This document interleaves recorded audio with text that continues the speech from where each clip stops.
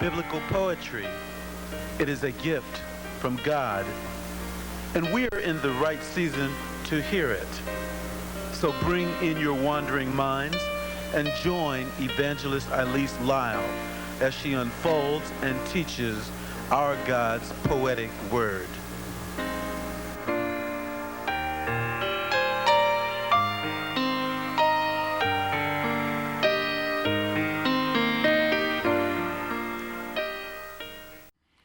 Amen. Welcome to Biblical Poetry. I'm your host, Evangelist Elise Lyle. Let us pray together. Heavenly Father, we thank you for this day and for this hour of prayer. We're praying, oh God, that you'll look on your people and continue to show us love, mercy, and grace. And we'll just forever give your name the glory and honor. In your name, Jesus, we do ask. Amen. Welcome again to Biblical Poetry. And thank you for letting me come again into your home. And today we're going to talk about Dr. Martin Luther King. And I'm hoping that each one of these poems will speak to certain parts of his life that you can relate to. We're going to let our poetic lesson unfold with our first poem, which is entitled Backyard Racism. And it reads, One day Martin asked his mother, "Why should the color of my skin matter to anyone?" His mother had to explain to young Martin that long ago, Black people were brought in chains to America and sold as slaves at auctions to white people. Martin pondered this question as a child. When his two white friends' parents told their children they could no longer play ball with him in his backyard because they were white and Martin was black, Martin cried at his first racist lesson. So, at an early age, like all other black children, Martin learned that racism existed even in his backyard. He learned racism was taught by white parents. He knew white children wouldn't see skin color if their parents didn't teach them that white skin is better than black skin. Black and white families can live next door to each other, yet the neighborhood will not change the fact that some white parents refuse to let their children play with black children. When white parents learn that all skin return to dirt, then they will realize it is ludicrous to teach their children that white skin is better than black skin. God made all humans from dirt. Dirt we are, and dirt and dust we shall return. This backyard childhood experience stayed with Martin. As an adult, he declared that he had a dream that one day his 4 children would live in a nation where they will not be judged by the color of their skin, but by the content of their character. Now, this poem highlights one of Martin's first lessons in racism. And it was a lesson, as you see in the poem, that he carried all the way through life because he wondered, why should his skin color matter? And you think about it. As a child, when you're faced with racism, sometimes you don't know what to do. But that doesn't mean you push the thoughts and experience away. You ponder over those things, and that's what we see Martin doing all of his life. Then as an adult, he made the statement loud and clear. He said he wanted his 4 children not to be judged by their skin color, but by the content of their character. We're going on to our next poem. This one is entitled Wisdom Like Solomon, and it reads, High school was not a challenge to Martin Luther King. He finished this school in 2 years early. As an African-American student, this educational accomplishment was noteworthy and set a role model for all of his friends. He studied daily to accomplish his first academic goal and read books daily about black leaders like Harriet Tubman, George Washington Carver, and others. He admired their determination in life and the impact they had on his black people. Unaware to Martin, he was just walking in the footprints of King Solomon. The wisdom King Solomon had received superseded all of his friends. This wisdom became visible when Martin entered Morehouse College in Atlanta, Georgia, at age 15. While he was at Morehouse, he didn't forget the God his wisdom came from.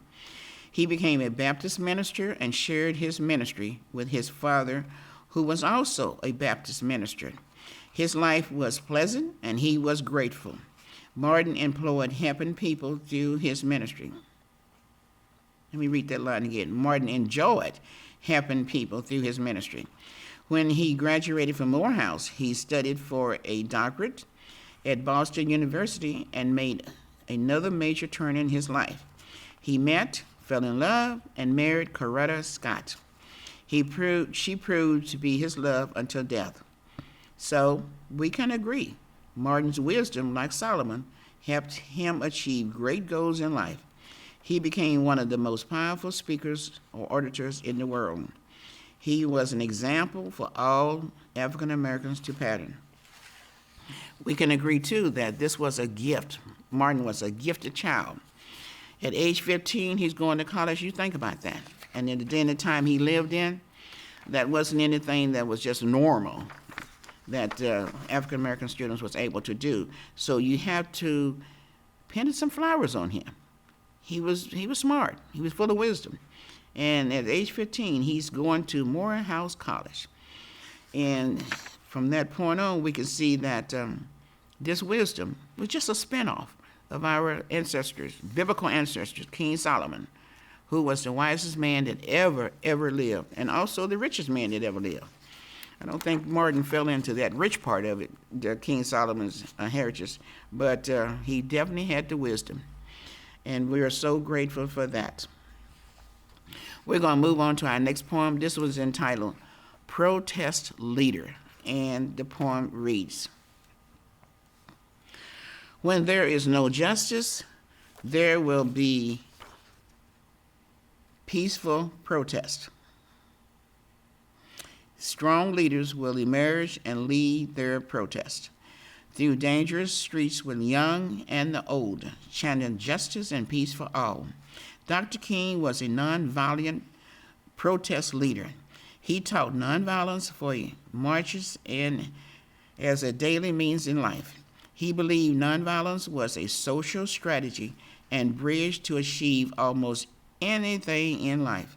His followers were given fierce lessons on how to stay nonviolent. In the midst of racist encounters, his followers listened and learned ways to control their minds and bodies under the present Jim Crow laws. Young black teens were taught to endure police water hoses. They were taught to endure police jails and mad dogs, which sought their fresh red blood. When beat, they lifted their voices in songs. The power of their songs lifted their spirits and integrity as they awaited their next peaceful protest.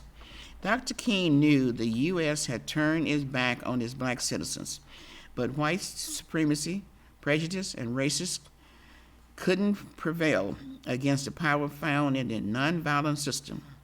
King David had his 10,000 when he fought for Israel, but Dr. King had more than 200,000 black and white people to march on Washington with him in 1963. As a result, the Jim Crow laws were broken. White and black only water fountains, signs were against the law. Hotels and restaurant doors were open to black people. Black people didn't have to sit on the back of buses or give their seats up for white passengers after paying their bus fares. Angry white parents had to step back as black and white children attended the same schools and classrooms. The black power of nonviolence had worked. It overthrew the Jim Crow white powers. Dr. King knew his civil rights laws were stronger than the whites' jails, dogs, water hose, guns, and tanks. He knew it would bring peace for all black generations, future generations. And I'm really happy about that poem because we see a lot now in the news about protesters, and what we want to do is to protest peacefully. And sometimes our young people, they get a little overexcited when they protest, and it kind of goes into riots and a lot of crazy stuff. But we have a right, a legal right, to protest in the grand old United States of America. If you see something you don't agree with, you have a right to get out there and make your voice known. And this is what we see Dr. Martin Luther King doing many, many days of his life. He led protesters, peaceful protesters, to get his point across. And his ultimate goal was to have peaceful protests and do it in a non-violent sense. And I like the part in the poem where he had to teach his followers how to be nonviolent. This was new lessons. They had to learn how to do this. They had to learn how to stand up to the racist attitude that they was going to encounter and still stay nonviolent. Now you think about that. Person spitting in your face, and then you're going to sit there and say, yeah, spit again. Kind of remind you of the days of Jesus when the Lord said, they slap you on one cheek, turn the other cheek, and let them slap you on the other cheek. So there was really a nonviolent lesson we learned right there off the pages of the Bible. We're going to go on to our next poem. This one is entitled Black U.S. King. And it reads, is that your leader? Is a question often asked by whites. This one question is pondered by whites that know in their hearts that a black king will reign over what we know as the United States of America. The whites have formed a caste to their satisfaction, but they know when the slaves were brought from Africa, they also brought a king over to reign over the United States. They are still trying to find his tribe and roots. He's here. They agree Nelson Mandela was a true leader of South Africa, but they know the slave they brought over will not bear the title leader, but he shall be a king of the United States. Malcolm X, Martin Luther King, Nate Turner, and Barack Obama were all forerunners for this king that shall arise in due season. Although Barack Obama was a leader, his roots were from Kenya. So we can agree the roots of Africa has ruled in the White House. All of your attempts to create a white-only caste failed. Your white-only and colored-only water fountains didn't work. Naaman learned that the muddy waters he dipped in several times at the orders of Elijah brought forth healing from his leprosy. Whites thought black polluted their caste system, but this black slave king from Africa is pure water. He shall appear with his tribe when the race war is over. There will be no more white supremacy, green books, or underground railroads, and no more Queen Elizabeth. This world black king will bring a queen with him, and they shall reign over the United States of America. And I'm just really excited about that poem. I'm just going to kind of, at random, pick this one name out of the poem, Queen Elizabeth of England. We see her many days in the media and wearing the title Queen. And I said that title was just taken from Africa. Not England. It's not England title. That's an African title. Queen, king and queen. And every time she comes into the media, I just think to myself, how hypocritical can you be?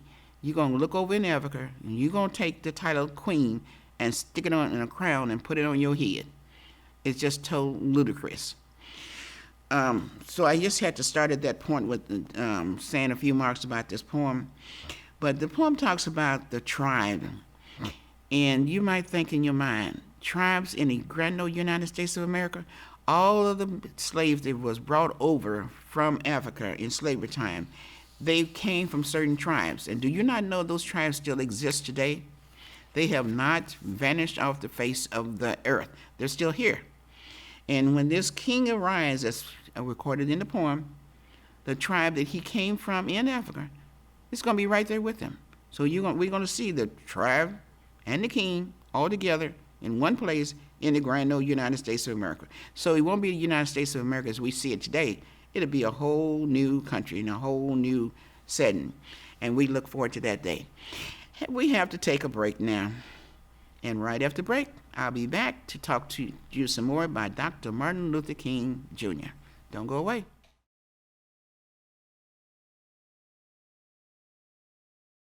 Okay, welcome back to Biblical Poetry. I'm hoping that you're enjoying the words I'm sharing with you concerning Dr. Martin Luther King Jr. And we're going into our next poem, and this one is entitled Dr. King's Nobel Peace Prize. And the poem reads, when Dr. King got into good trouble, he was put in jail for leading nonviolent protests and marches. He gathered many and had sit-ins at restaurants. No one was interested in the whites' cooked meals served. He just wanted his people to have the right to dine. Whenever they so desired, they could cook their own meals.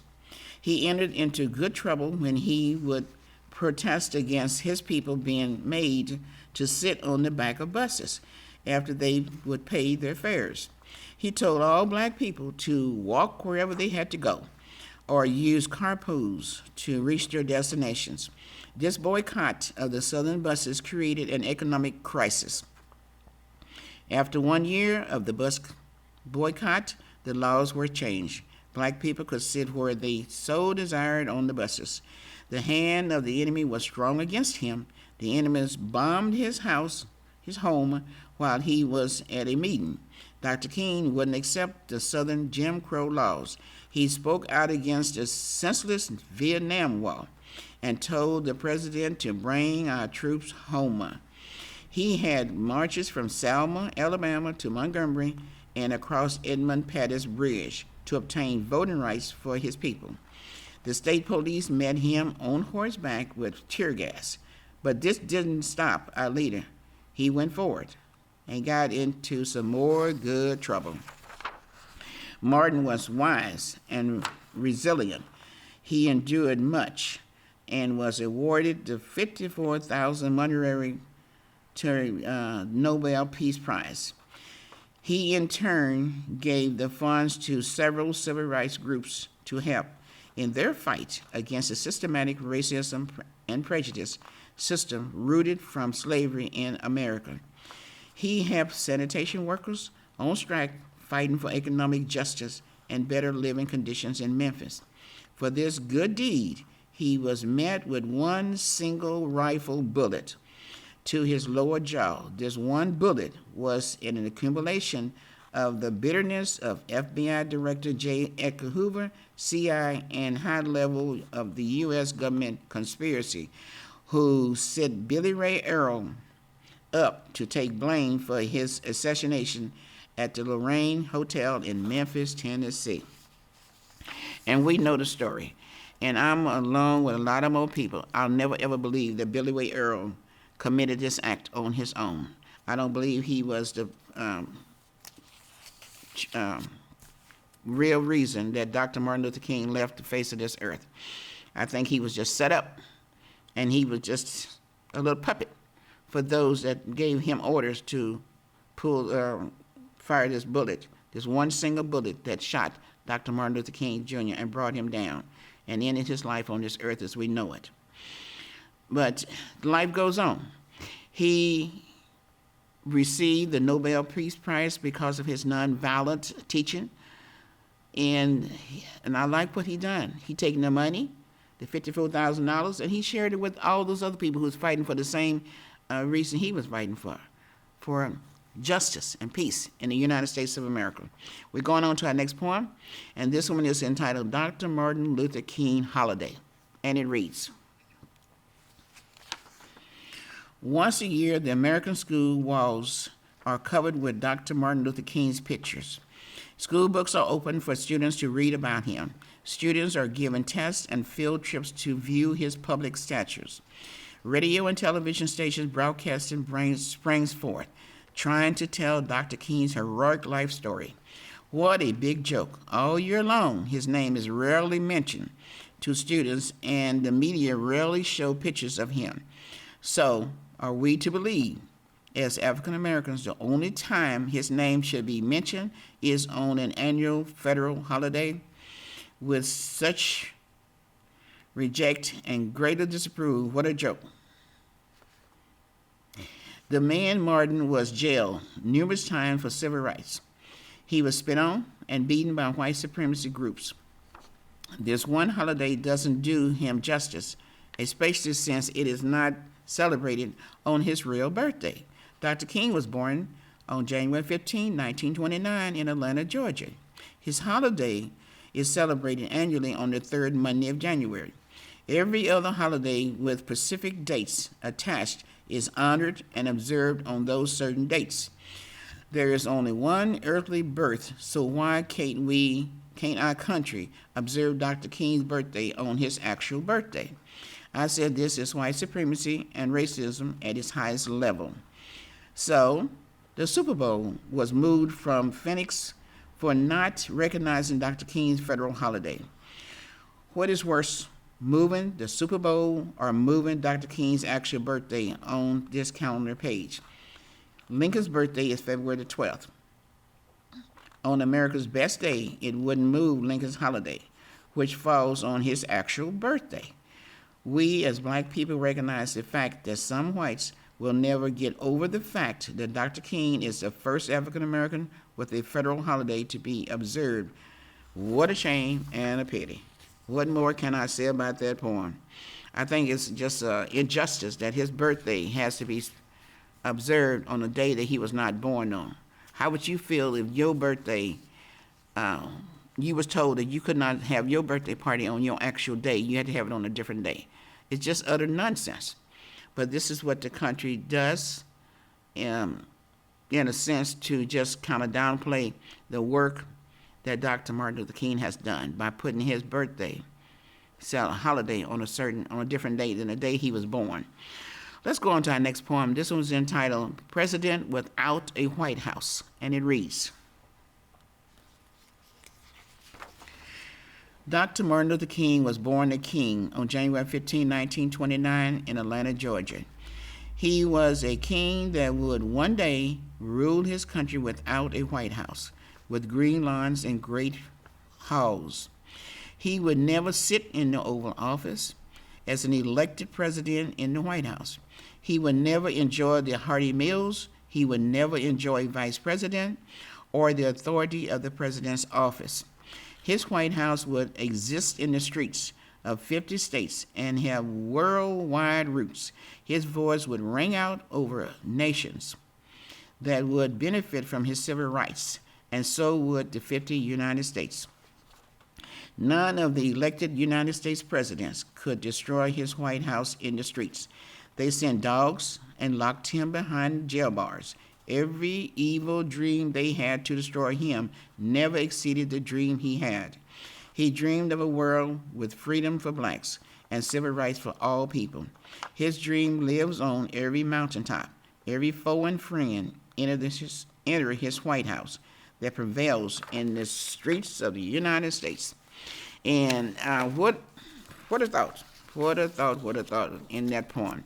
Let you know, no, he never aspired to be the president of the United States. But he was the president in a sense, as we understand the word president, which is just another word for a leader. And he's thinking in his mind, I might not get to the White House to do my work, but I'm going to do it in the streets. And as you see as the poem ends, his nonviolence teaching is still prevalent today. And we are so grateful that he was able to bring that type of a strategy to bring peace among the nations, and especially here in the United States. He promoted nonviolence to achieve his goals, and that's a strategy that today, hopefully, we can continue to use to keep peace in our country.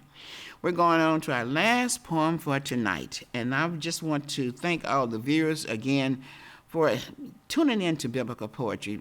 I've been on the station a few years, and I really enjoy sometime I'd be walking around or in the grocery store or whatever, and sometimes people say, well, I saw you on TV4. And I want you to know I really appreciate that. And I'm hoping that you'll be able to hear this program concerning Dr. Martin Luther King Jr., because I've never done one on him, and I've always had it in my heart to do it.